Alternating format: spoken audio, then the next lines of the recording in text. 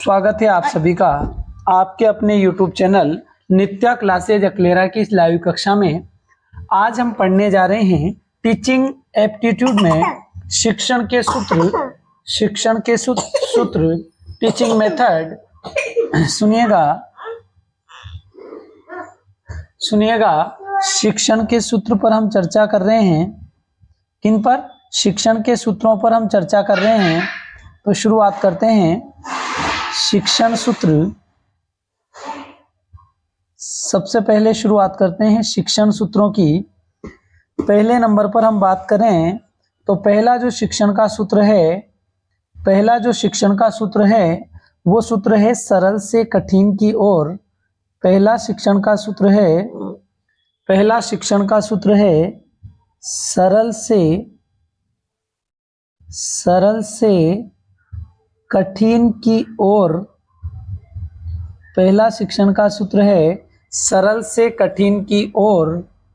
अगर दूसरे शिक्षण सूत्र, अब इसमें क्या होता है, कहने का मतलब है जो वस्तु सरल है उसे बालक आसानी से समझ लेता है, इसलिए बच्चों को पहले सरल स्तर पर सिखाना चाहिए और उसके बाद कठिनाई स्तर की ओर ले जाना चाहिए, क्योंकि जब तक बच्चा सरलता से नहीं सीखेगा तब तक उसे सीखने में मजा भी नहीं आएगा और वो कठिनता की ओर बढ़ भी नहीं पाएगा। इसलिए बच्चे को हमें सबसे पहले सरल से कठिन की ओर सिखाना चाहिए।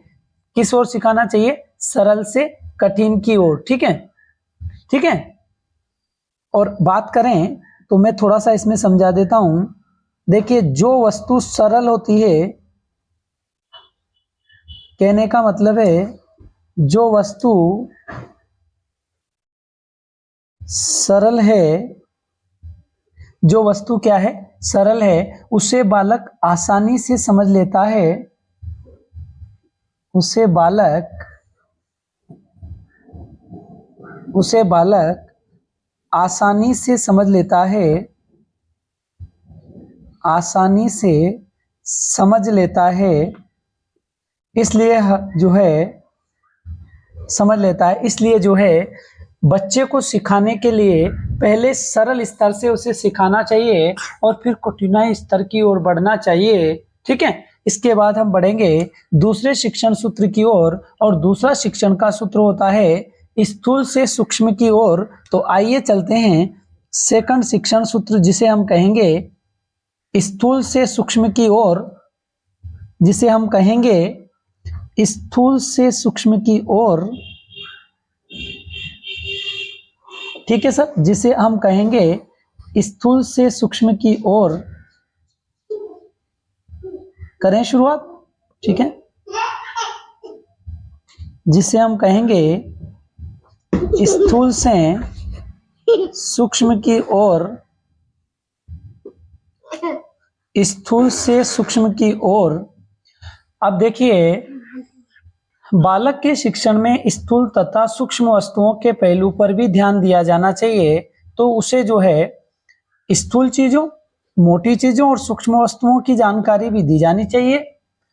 उदाहरण के लिए अंक गणित की संख्याओं को सिखाने के लिए बालक को ठोस वस्तुओं के सहारे भी समझाने का प्रयास करना पड़ता है, तभी बालक आसानी से समझ पाता है, अन्यथा उसे समझ में नहीं आता है। अब तीसरे शिक्षण सूत्र की हम बात करें तो तीसरा शिक्षण का सूत्र जो है सर, वो कौन सा आएगा? वो वाला आता है प्रत्यक्ष से अप्रत्यक्ष की ओर। ध्यान से समझिएगा, प्रत्यक्ष से अप्रत्यक्ष की ओर, प्रत्यक्ष से अप्रत्यक्ष की ओर। ठीक है सर, तो तीसरा वाला आ जाएगा प्रत्यक्ष से अप्रत्यक्ष की ओर। तो इस विधि में पहले बालक को प्रत्यक्ष तथा बाद में अप्रत्यक्ष वस्तुओं का ज्ञान कराया जाना चाहिए। कहने का मतलब है इस विधि में, मैं आपको यहां समझा देता हूं, कहने का मतलब है कि इस विधि में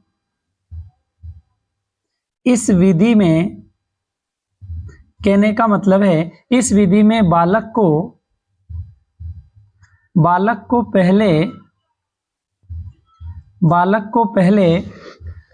को पहले प्रत्यक्ष बालक को पहले प्रत्यक्ष तथा बाद में अप्रत्यक्ष वस्तुओं का ज्ञान कराना चाहिए। बाद में अप्रत्यक्ष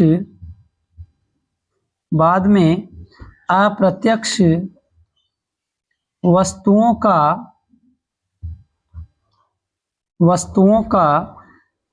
ज्ञान कराना चाहिए।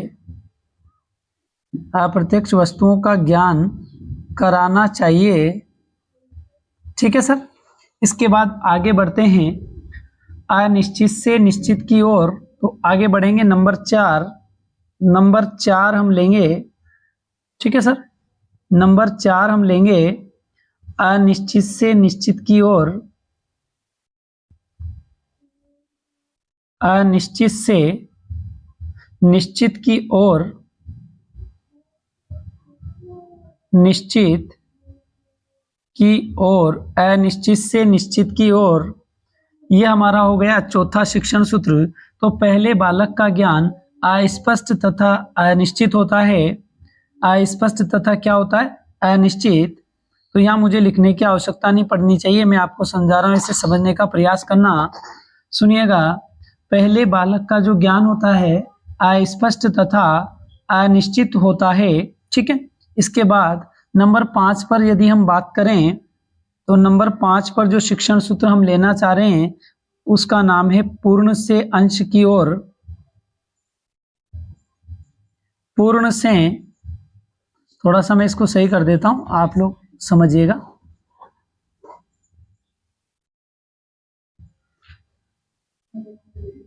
नंबर 5 पूर्ण से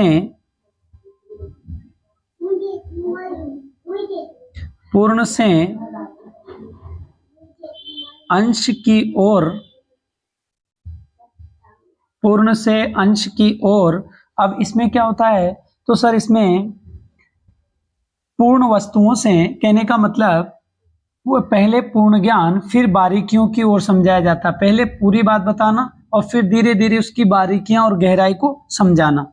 इसके बाद आगे बढ़ते हैं।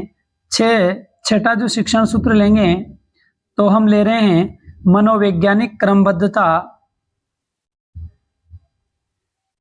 मनोवैज्ञानिक क्रमबद्धता, मनोवैज्ञानिक क्रमबद्धता। 7वां शिक्षण सूत्र लेंगे आगमन विधि। कहने का मतलब बालक को आगमन विधि के सहारे सिखाया जाना चाहिए। मनोवैज्ञानिक क्रमबद्धता से मतलब है बालक की शिक्षा उसकी रुचियों के अनुसार की जानी चाहिए। जबरदस्ती बालक को सिखाने का प्रयास नहीं किया जाना चाहिए। और जो आपको मैं समझाना चाह रहा हूँ आगमन विधि, तो आगमन विधि में है ना सर, पहले तो उदाहरण दिया जाता है। पहले तो क्या दिया जाता है? उदाहरण। और फिर बालक को उसके बाद सिद्धांतों का ज्ञान करवाया जाता है। ठीक है। पहले उदाहरण देना, आगमन, आगमन से याद रखना सर, पहले उदाहरण और फिर क्या देंगे? नियम बताना। ये थोड़ा सा है ना इंपॉर्टेंट भी याद रखना है। क्यों? क्योंकि ये बहुत जरूरी है सर, बहुत इंपॉर्टेंट है। इसके बाद आगे बढ़िएगा, आप लोग ध्यान से समझिएगा, क्योंकि बहुत सारे क्या सोचेंगे, अरे सर तो देखो मैं आप लोगों के लिए टाइम निकाल रहा हूँ, यही बहुत बड़ी बात है, क्योंकि मैं बहुत मुश्किल से मैनेज कर पा रहा हूँ टाइम को, मेरे भी बहुत सारे काम होते हैं। अब बात करेंगे सर अपन नंबर 8, और 8 पर आता है, थोड़ी सी अशुद्धि हो गई, इसको सही कर देते हैं। नंबर 8 पर आप याद रखेंगे संश्लेषण से विश्लेषण की ओर। मैं यहां लिख देता हूं। ठीक है। संश्लेषण से, ठीक है, थोड़ी सी इसको सही कर दे। संश्लेषण से नंबर 8 सुनिएगा, संश्लेषण से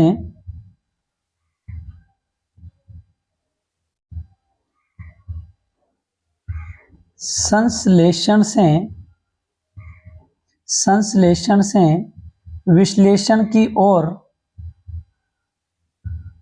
संश्लेषण से विश्लेषण की ओर, संश्लेषण से विश्लेषण की ओर। तो 8वां शिक्षण सूत्र आपका हो जाएगा संश्लेषण से विश्लेषण की ओर। इसमें क्या होगा? बालक को पहले पूर्ण ज्ञान के बारे में बताना और फिर उसका धीरे धीरे विश्लेषण करना, कहने का मतलब अंशों की जानकारी देना। फिर कहेंगे नौवां शिक्षण सूत्र लेंगे सर, नौवां शिक्षण सूत्र लेंगे स्वाध्याय को प्रोत्साहन, ध्यान से सुनिएगा, स्वाध्याय को प्रोत्साहन, स्वाध्याय को प्रोत्साहन, नौवां शिक्षण सूत्र लेंगे सर, स्वाध्याय को प्रोत्साहन। इसका मतलब होता है बच्चे को खुद ही सीखने के अवसर प्रदान करना, और कहते हैं ना सर कि self study is the best study, कहने का मतलब है स्वाध्याय ही सर्वोत्तम शिक्षा मानी जाती है। मैं यहाँ नोट लगा के आपको समझा देता हूँ, ध्यान से सुनिएगा कि नोट, ध्यान से इसको याद रखना। स्वाध्याय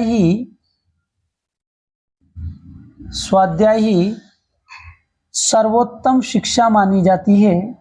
सर्वोत्तम से मतलब है श्रेष्ठ, सर्वोत्तम शिक्षा मानी जाती है, सर्वोत्तम शिक्षा मानी जाती है। स्वाध्याय ही सर्वोत्तम शिक्षा मानी जाती है। कौन मानी जाती है? स्वाध्याय। याद रह जाएगा आप लोगों को। तो कहने का मतलब है स्वयं का जो अध्ययन है, स्वयं का जो पढ़ाई के प्रति रुझान है, वही जो है सर्वोत्तम शिक्षा के रूप में स्वीकार किया जाता है या श्रेष्ठ शिक्षा उसे माना जाता है। इसके बाद बात करेंगे सर 10वें शिक्षण सूत्र की ओर बढ़ेंगे, और 10वां शिक्षण सूत्र है अनुभव से तर्क की ओर। तो आगे बढ़ेंगे। नंबर 10 और 10वां शिक्षण सूत्र है अनुभव से तर्क की ओर। थोड़ा सा अशुद्धि के देखो इसमें क्या है ना, मिस्टेक आ जाती है पैनल पे पढ़ाने में, पर मैं फिर भी पूरा प्रयास करूंगा कि आप लोगों को पूरा सिखा पाऊं। अनुभव से तर्क की ओर, अनुभव से तर्क की ओर।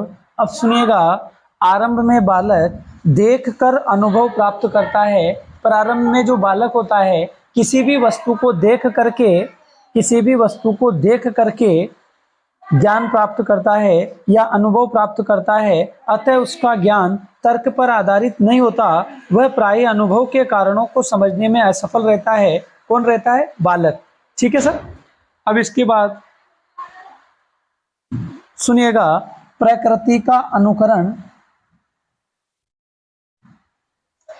प्रकृति का अनुकरण, प्रकृति का अनुकरण, प्रकृति का अनुकरण। तो बालकों के मानसिक तथा शारीरिक विकास को ध्यान में रखते हुए ही शिक्षा का स्तर निर्धारित किया जाना चाहिए। कहने का मतलब है, इधर तो ले लो बालक, ऐसे समझना आप लोग शॉर्ट एंड स्वीट में। बालक जो है तो बालक के कौन कौन से ज्ञान सर? मानसिक व, ध्यान से सुना, बालक के मानसिक व शारीरिक, बालक के मानसिक व शारीरिक जो है विकास को, किसको सर? विकास को, बालक के मानसिक व शारीरिक विकास को क्या रख करके? ध्यान में रखते हुए ही शिक्षा का स्तर निर्धारित करना चाहिए। किसका स्तर? शिक्षा का स्तर। ये थोड़ा सा याद रखना आप लोग, शिक्षा का स्तर ध्यान में रखना चाहिए। ठीक है सर। तो बालक जो है, बालक का मानसिक और शारीरिक विकास को ध्यान में रख करके ही शिक्षा का जो स्तर होता है वो निर्धारित किया जाना चाहिए, है ना। चलो अब आगे बढ़ते हैं सर। यहाँ तक मैंने आपको शिक्षण सूत्र समझाने का प्रयास किया है, और यहीं आपकी पैनल के माध्यम से पीडीएफ भी तैयार होती जा रही है। सुनिएगा, शिक्षण सूत्र क्या है? अब मेरी बात सुना, शिक्षण सूत्र है ना सर, आप लोग अभी इतनी देर से समझ रहे थे शिक्षण सूत्र। तो सर शिक्षण की प्रक्रिया में, शिक्षण की प्रक्रिया में या शिक्षण की प्रक्रिया को जो आसान व सरल बनाते हैं, आसान व सरल बनाते हैं, उन्हें आप लोग क्या कहते हैं? उन्हें क्या कहा जाता है बोलो? उन्हें शिक्षण सूत्र के नाम से या उन्हें शिक्षण सूत्र कहा जाता है। तो इतना तो आप लोगों को याद है, इसमें तो कोई समस्या वाली बात नहीं है। तो सुनिएगा, शिक्षण के सूत्र की यदि बात आती है तो शिक्षण की प्रक्रिया को जो आसान व सरल बनाते हैं उन्हें शिक्षण सूत्र कहा जाता है। उन्हें क्या कहा जाता है? उन्हें शिक्षण के सूत्र नाम से जाना जाता है। अब हम आगे जो है कुछ परिभाषाओं के ऊपर चर्चा करेंगे और आप याद रखना, ये जो परिभाषाएं मैं आपको बताने जा रहा हूं, इन परिभाषाओं में से पक्का प्रश्न पूछा जाता है, बिल्कुल पक्का एक ना एक प्रश्न आपके आता है। सुनिएगा, जैसे हम बात करें, सबसे पहला एक जो विद्वान है उनका नाम है बीएफ स्किनर। इन्होंने कहा है शिक्षण पुनर्बलन की आकस्मिकताओं का क्रम है। अब मान लो ऐसे पूछ लिया जाए प्रश्न, ऑब्जेक्टिव प्रश्न पूछ लिया जाए कि शिक्षण पुनर्बलन की आकस्मिकताओं का क्रम है, ये किसके द्वारा कहा गया है, और आपको 4 ऑप्शन दे दिए जाएं और आपको अलग अलग नाम दे दिए जाएं, तो आप कंफ्यूज हो जाएंगे आखिर इसमें उत्तर क्या आएगा। होंगे कि नहीं होंगे? तो वहां आपको कंफ्यूज नहीं होना है। सुनिएगा कि बीएफ जो स्किनर है, ध्यान से सुना, बीएफ स्किनर ने क्या परिभाषा दी है, ध्यान से सुनिएगा। बीएफ स्किनर ने कहा है, मैं आप लोगों को यहां बता देता हूं, चलो यहां लिख देता हूं, शिक्षण पुनर्बलन की, किसकी परिभाषा सर? शिक्षण की। तो शिक्षण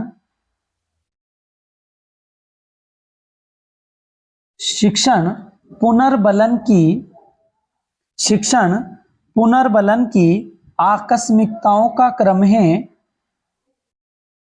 आकस्मिकताओं का शिक्षण पुनर्बलन की आकस्मिकताओं का क्रम है। एक परिभाषा तो आप ये याद कर ही ले क्योंकि बहुत जरूरी है, आकस्मिकताओं का क्रम है, ठीक है। शिक्षण पुनर्बलन की आकस्मिकताओं का क्रम है। मैं आप लोगों को ये जो चीजें बता रहा हूं, ये जो मैं आप लोगों को बता रहा हूं, ये क्रम है, ठीक है। थोड़ा सा लिखने में ऐसे लिखा है, तो शिक्षण पुनर्बलन की आकस्मिकताओं का क्रम, ये जो परिभाषा मैं आपको बता रहा हूं, ये परिभाषाएं आपको याद रखनी है। जैसे स्मिथ ने क्या कहा था, सुनिएगा। जैसे हम स्मिथ की बात करें, क्योंकि यहां से प्रश्न आ जाता है, जिन जिन का प्रश्न आ जाता है उनको मैं समझा रहा हूं। स्मिथ है सर, ये बहुत सारे कह देंगे सर ने तो गलत लिख दिया। गलत नहीं लिखा सर, स्मिथ है। चलो मैं सही कर देता हूं, स्मिथ, ठीक है। अब तो दिख रहा होगा आपको, सुनिएगा आप ढंग से। स्मिथ ने कहा था शिक्षण जो है एक उद्देश्य निर्देशित क्रिया है। शिक्षण एक उद्देश्य निर्देशित, शिक्षण एक उद्देश्य निर्देशित, अपन इसको इधर लिख देंगे, शिक्षण एक उद्देश्य निर्देशित, शिक्षण एक उद्देश्य निर्देशित क्रिया है। तो शिक्षण क्या है? एक उद्देश्य निर्देशित क्रिया है। ऐसा किसने कहा है? तो आप सीधा सीधा जवाब देंगे स्मिथ ने। क्या जवाब देंगे सर? स्मिथ ने, ठीक है। एक परिभाषा और मैं बता देता हूं आपको, इसके बाद क्लास को विराम देंगे। एक और मैं समझा रहा हूं, सुनिएगा। जेम्स एम थाइन, ध्यान से सुनिएगा, जेम्स एम थॉइन, इन्होंने कहा है, क्या कहा है सुनिएगा, इन्होंने कहा है कि समस्त शिक्षण का अर्थ है सीखने में वृद्धि करना। ध्यान से सुनिएगा, इन्होंने कहा है समस्त शिक्षण का, इसको हटा देते हैं, इसमें थोड़ी मिस्टेक आ गई थी। चलो अब देखना, समस्त शिक्षण का, समस्त शिक्षण का अर्थ है समस्त शिक्षण का अर्थ है सीखने में वृद्धि करना, सीखने में वृद्धि करना। ठीक है सर। तो हमने यहाँ परिभाषाएं भी सीखी है और साथ साथ हमने शिक्षण के सूत्र भी पढ़े हैं।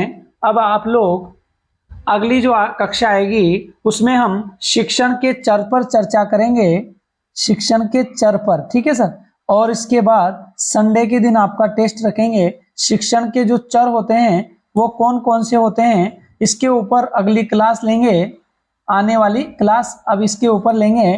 तो धन्यवाद, मिलते हैं अगली कक्षा में। आपका साथ ऐसे ही बना रहे, इसकी पीडीएफ आपको आपके व्हाट्सएप ग्रुप में मिल जाएगी।